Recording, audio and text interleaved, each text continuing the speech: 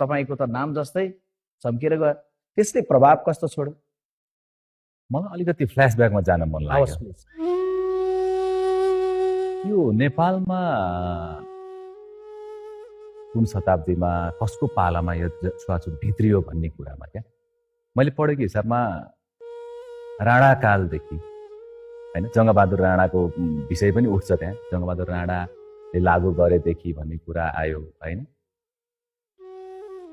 यदि त्यस्तै हो भने राणा शासन त हटिसक्यो नि, राणा शासन र राणाले बनाएको नियमहरू त सबै सकियो नि, त्यो छुवाछुत चाहिँ किन बाँकी राख्यो?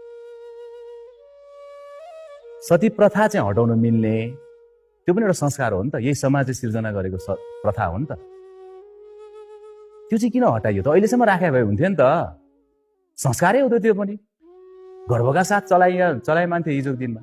किन हटाइएन भने त्यसमा सबैका छोरीहरू सबैका आमा बुहारीहरूलाई जिउँदै जलाइन्थ्यो, जसका छोरी चेलीहरू जलाए ती अपर कास्टकाहरूको लागि त्यो त राम्रो कुरो भएन।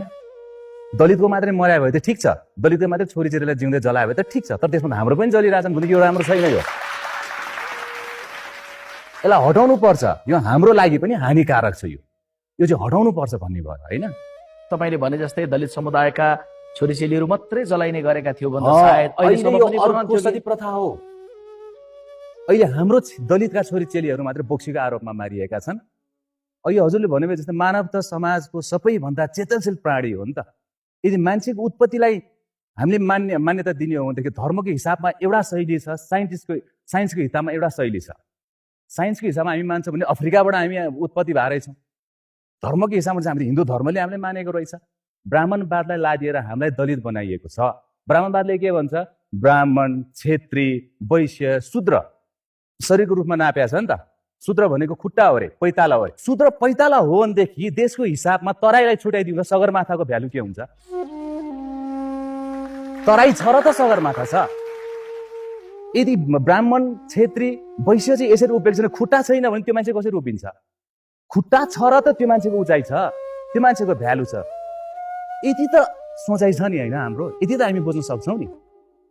हामी एउटै हावा लिएर बाँचेका छौँ, एउटै पानी पिएर बाँचेका छौँ, एउटै समाज भनेर हामी गर्व गरेका छौँ। पहिलो जात त हाम्रो नेपाली हो नि, त्यसको हिसाबमा ठुलो जात र सानो जातको कुरा छ। मेरै समाजभित्र एउटा ठुलो जात सानो जातलाई हेर्दाखेरि खासै ठुलो समस्या परेको छैन।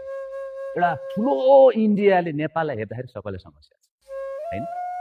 यदि जातकै कुरामा दाँच्ने हो भनेदेखि देश पनि त एउटा ठुलो र सानो छ नि त। जब सानो नेपाल भनेर इधर उधर भनेर इन्डियाले हेर्दाखेरि हामी सबैको मन दुख्छ। त्यही देशभित्रको समाज